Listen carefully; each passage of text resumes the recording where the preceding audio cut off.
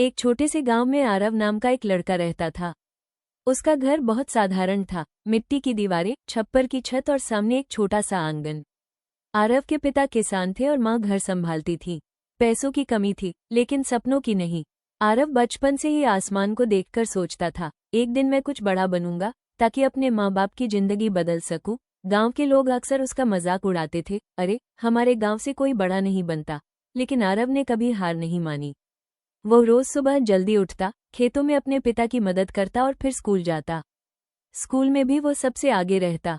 उसके पास पढ़ने के लिए नई किताबें नहीं थी, तो वो अपने दोस्तों से पुरानी किताबें लेकर पढ़ता। रात को एक छोटे से दिए की रोशनी में पढ़ाई करता। एक दिन गांव में एक शिक्षक आए।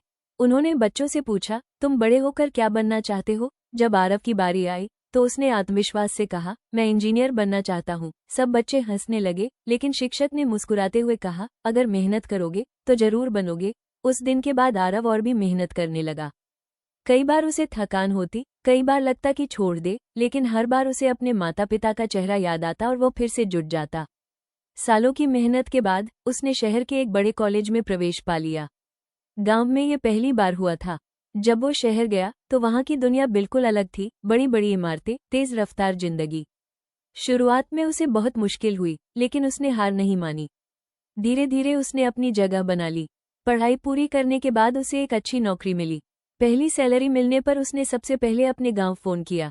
उसकी आवाज में खुशी थी, माँ अब सब ठीक हो जाएगा। कुछ साल बाद आरव अपने गांव लौटा, लेकिन इस बार एक सफल इंसान बनकर।